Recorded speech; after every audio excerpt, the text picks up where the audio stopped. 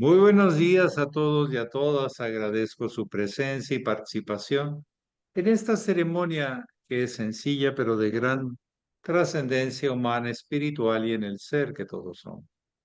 Muchísimas gracias por estar aquí presentes. Bien, pues establemos el diálogo. Preguntas al guru o compartir a todos sus experiencias significativas. Adelante.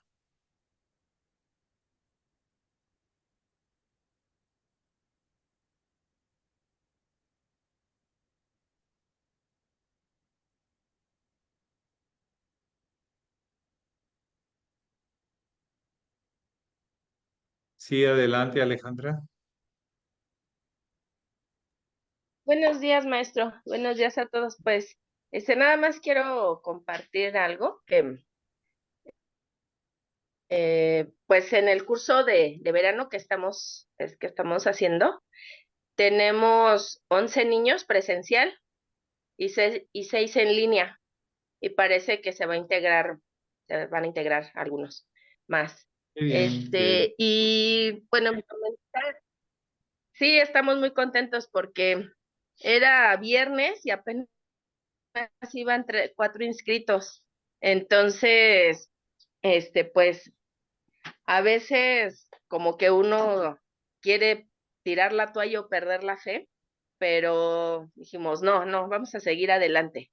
Aunque sea uno, lo vamos a dar. Y empezaron a llegar y hay de pues varias edades, desde 4 años hasta 14, 16, y todos pues se están integrando muy bien. La verdad es que estamos muy contentos apoyando. Les ha gustado yoga, el tai chi, los mandalas, los postres, bueno, todo lo que se ha hecho y pues es un logro en equipo, maestro. Unos, como dicen, tras bambalina apoyando, otros presencial, otros con mandar publicidad, ¿no? Pero pues ahí vamos. Y mi pregunta es, maestro, ¿por qué el ser humano a veces es tan desesperado en que ya quiere las cosas? Bueno, en mi caso, yo digo, ya quiero las cosas, pero todo lleva su tiempo. Y pues, ¿cómo tratar de que no se pierda, pues, esa fe y esa esperanza de que se van a hacer las cosas bien o porque uno las está tratando de hacer bien? Gracias, maestro. Sí, y yo le voy a dar una opinión en esto. Si uno pone la atención en los objetivos internos, externos, pues no todo dependerá de uno mismo, que es externo aún. Pero si uno observa la intención, la nobleza del acto que estoy por hacer, porque me da sentido, porque quiero hacerlo, porque sé que es bueno hacerlo, más allá de los resultados. Siempre en el yoga se dice, realiza la acción sin esperar sus frutos, porque entonces ponemos la atención en los valores, los significados que yo le doy al evento, pero no en lo que otros le dan al evento. Si concuerdan, pues qué bueno, pero a veces que no concuerdan. Entonces depende en cómo uno ponga la atención profunda en lo de afuera, en las aprobaciones o en las acciones de algo que yo no tengo completo control,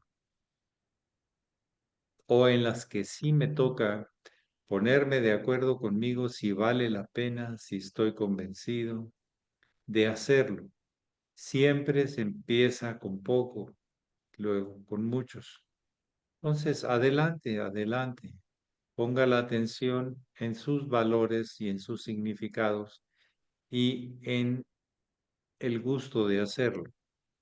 Ya lo demás, pues hay cosas que uno no controla y hay que admitirlo porque si no uno se vuelve neurótico y se vuelve bastante obsesivo por lo de afuera en vez de ponerse de acuerdo con uno mismo, con una misma.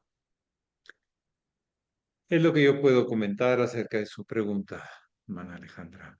¿Alguien más? Muchas gracias, maestro.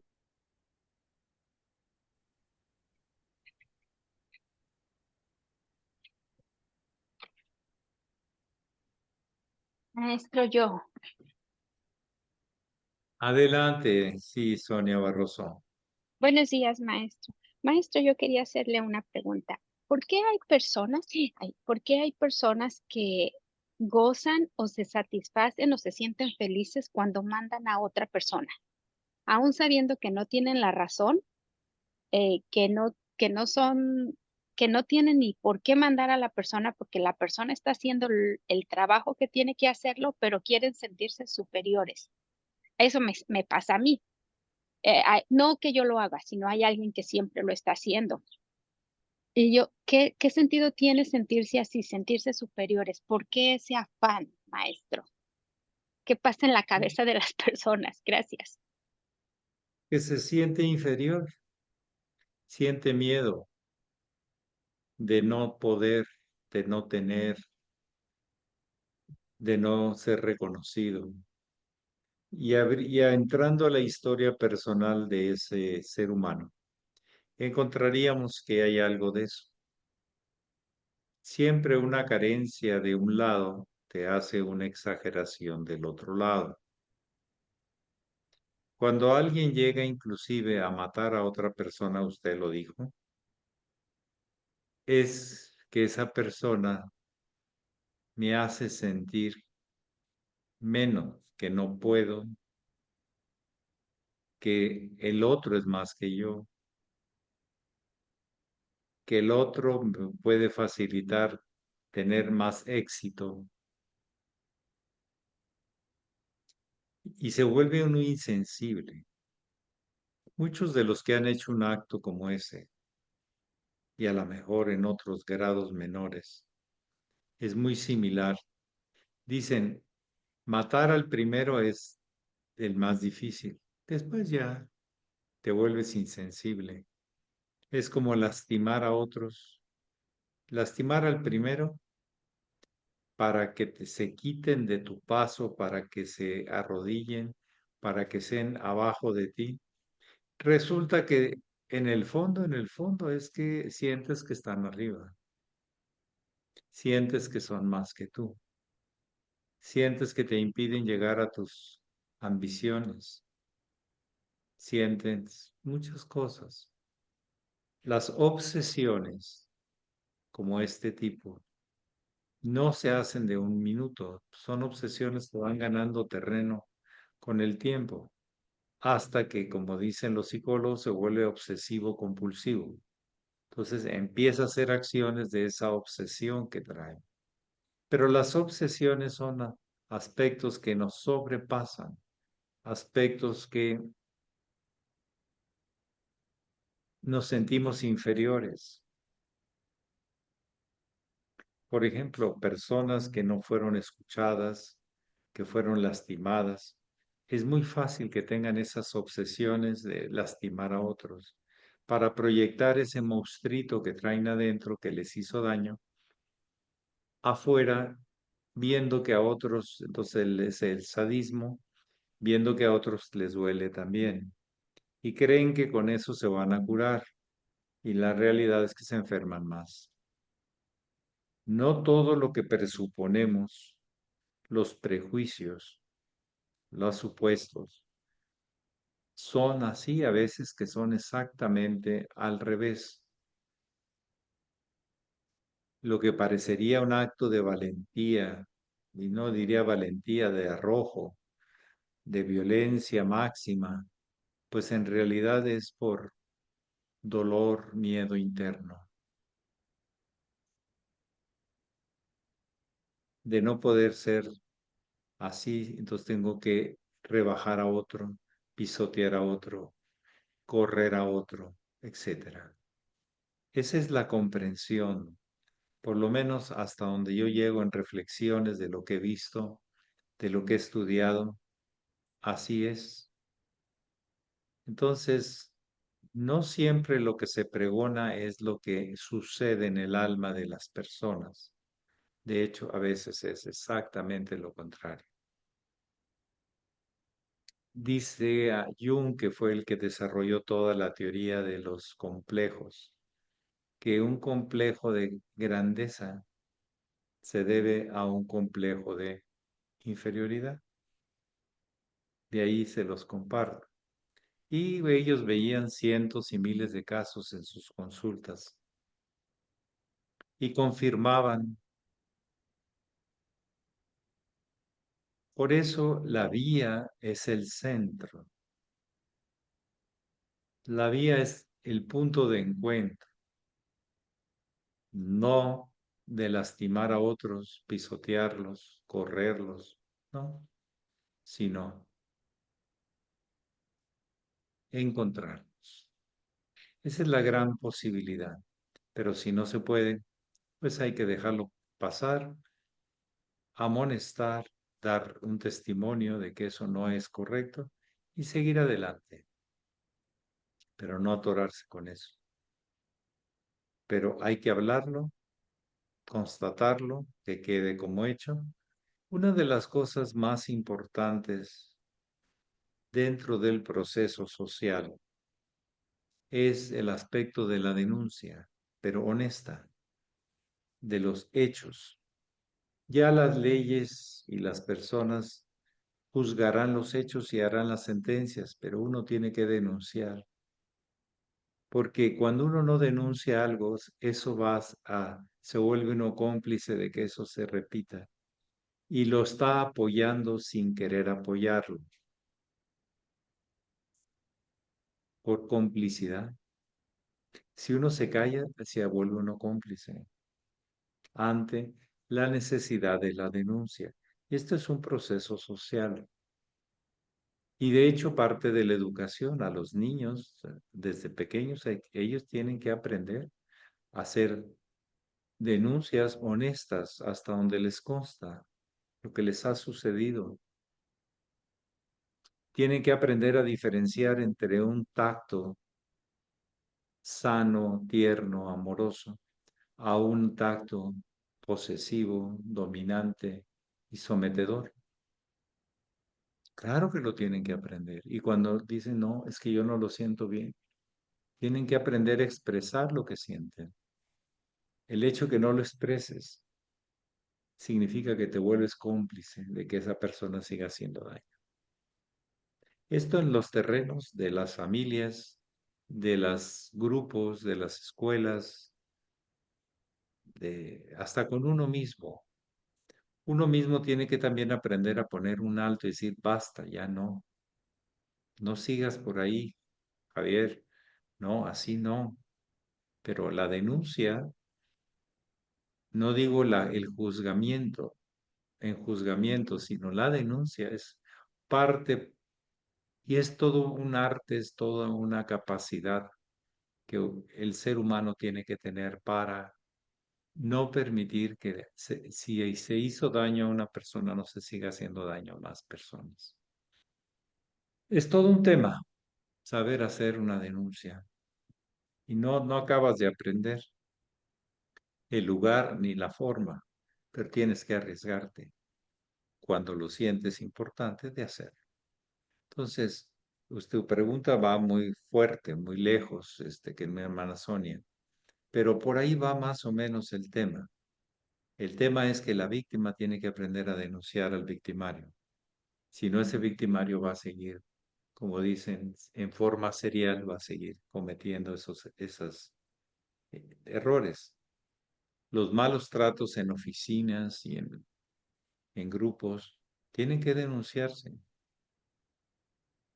y hacer una llamada de atención y hasta ahí, que las autoridades se encarguen del juzgamiento.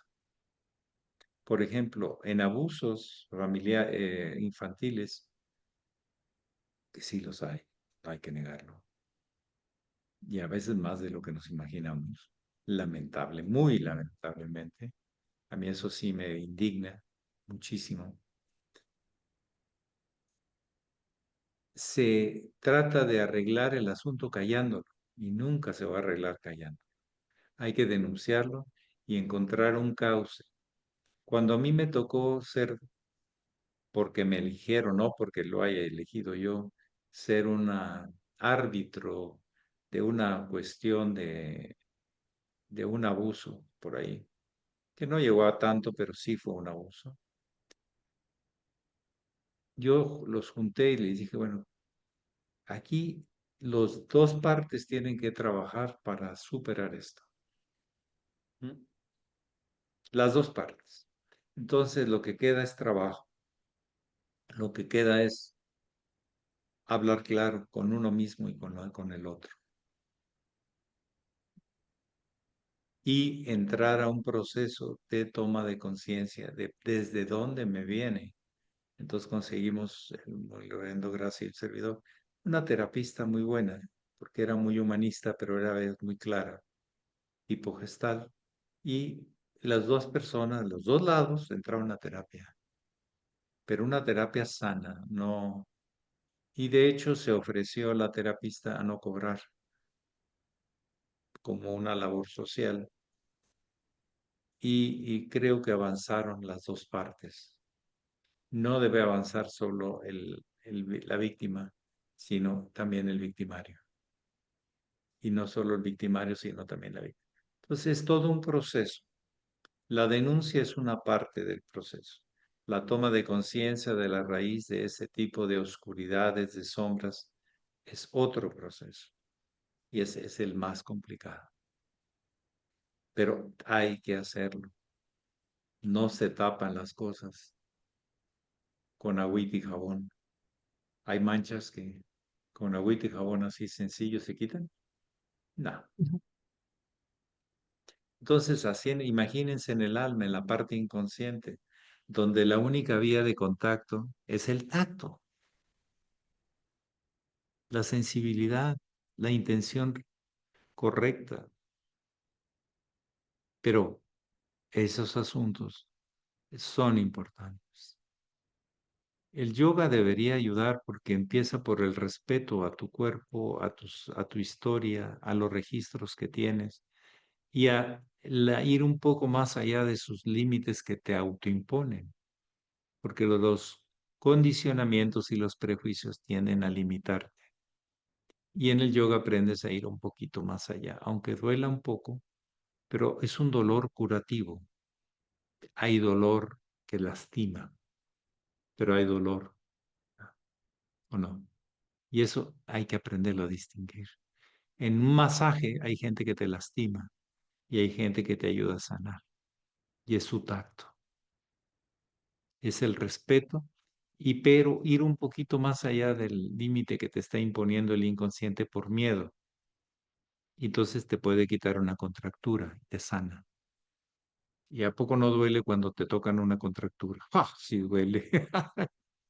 Sí, algo que se contrajo, que se defendió, que se descoordinó, que se desubicó, duele, pero hay dolor sanador y hay dolor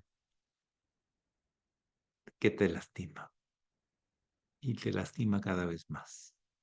Y dejar una contractura es normalmente que se haga más complicado. Así como en el cuerpo, así también en el alma, Manasonia. El trabajo es ponerte a trabajar, pero las partes, no solo la víctima, no solo el victimario. Las gente, y eso está reconocido, que hay situaciones de agresiones o de otras cosas que toda la familia debe entrar a un trabajo de toma de conciencia. Desde dónde viene, desde cuál es la referencia inconsciente que hace que eso suceda. Si no, la raíz va a seguir produciendo ese tipo de fenómenos. Pero también cuando afirmamos algo en luz, en crecimiento, en confianza en vez de desconfianza, en respeto en vez de miedo, pues todos ganamos, todos ganamos. Sí, adelante, Alejandra. Maestro, ahorita escuchándolo, Gracias, este, maestra. pero ¿qué hay de las veces que se denuncia, se dice? Por ejemplo, yo soy una de esas personas, yo hay algo y la injusticia, no, para mí no va. Y yo sí hablo y digo, en donde sea, si es si es con pacientes, si es con grupos, si es familia, donde sea. Yo hablo, trato de hacerlo lo más respetuosa posible, pero sí, sí comentar y decir, ¿y qué hay de cuando se hacen oídos sordos, ojos ciegos? No pasa nada, es que así son las cosas, es que era su karma, es que tenía que vivirlo, casi le ayudamos a trascender. O sea, ¿qué hay de esa crueldad de justificar y en todo, maestro, en todo, te digo, en relaciones, a mí me ha tocado ver cosas difíciles con pacientes y incluso las autoridades manipulan el mismo agresor, manipula todo, es el principal, manipula, paga todo lo que se pueda con tal de que la verdad no salga a la luz. Y la gente lo cree, o sea, a veces termina la víctima siendo el culpable. O sea, ahí, ¿cómo poder hacer? Porque pues esa es una impotencia, o sea, decir, es que yo lo vi, yo lo viví, yo esto, y no puedo hacer nada porque está todo manipulado. Ahí, ¿qué se hace, María? A ver, vamos por dimensiones. El primer juez debe ser uno mismo.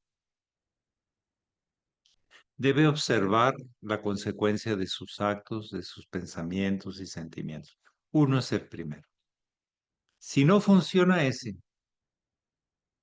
porque hay veces que no quiere funcionar porque no conviene o no le gusta lo que le dicen o lo que se dice a sí mismo y prefiere entonces evadirse y luego cae en vicios y en más vicios Si tú no cumples los 5 aspectos del llama, los vicios se te van a disparar de todo tipo. Entonces tiene que haber un juez o un acuerdo familiar o algo. Pero si esto no funciona, pues tiene que haber una regla social porque son grupos de grupos que no podemos. Pero cuando la regla social no funciona, que decimos que lo legal se vuelve injusto, sucede bastante. Déjaselo ya a la vida, al karma, ese no falla. Hoy o mañana ajustará cuentas. Para educarte, no es un castigo. No lo veamos el karma, la ley divina como castigo, sino como educación. Fíjate las consecuencias de tus actos. Ahora te toca sentirlos en carne propia. Entonces, desde las negaciones personales, grupales, sociales, la última, si eso no funciona, es el karma. Y ese funciona. Y es perfecto porque no tiene, como decimos, mano negra. No tiene preferencias, no tiene conveniencias, no es político. El karma no es política. Es una justicia, sentido del verdaderamente. Por eso el Cristo llegó a decir, buscad el reino de Dios y su justicia y todo os vendrá por añadido. Buscarlo. ¿Cómo funciona? Porque así va a funcionar conmigo adentro. Va a funcionar en mi familia, constelaciones familiares. Va a funcionar en mi sociedad, astrología judiciaria. Tendremos las lecciones que necesitamos para aprender lo que nos falta y dejar de hacer lo que daña y me daña y daño a los demás. Daño hasta el universo. esa mala vibra anda por todos lados. Puede que los vecinos que tienes a al lado de tu casa anden emitiendo ondas bastante bajas o muy altas, no sé. ¿Sí? Pero entonces hay que ver el rango individual del grupo, de la sociedad, que es la reunión de muchísimos grupos, familias, personas. Y si no, hay otros recursos superiores, macrocósmicos. El microcosmos puede generar un desorden hasta un punto. Entra en función en los recursos del macrocosmos. Y ese no falla. Claro, no se da cuando yo quiero y como yo quiero, porque el macrocosmos tiene sus reglas desde el principio de los tiempos. La justicia, la compensación. La ley de compensación es muy importante reconocer que es la ley de aprendizajes. Y muchas veces de las situaciones difíciles, ¿cuánto no aprendemos? Dejamos de aferrarnos a la oscuridad y decimos, basta, hay que actuar rectamente. Pero si no, individuo, grupo, sociedad, y entramos ya después a los efectos macrocósmicos. Pero no estamos fuera de ese gran sistema, estamos muy dentro de ese gran sistema. Hay que recordarlo. Por eso el Cristo decía, amonesta a tu hermano, y si no, sigue adelante, el macrocosmos se va a encargar, papá Dios se va a encargar. Pero ya no te toca a ti, no te obsesiones. Es algo del camino del otro, no es ya.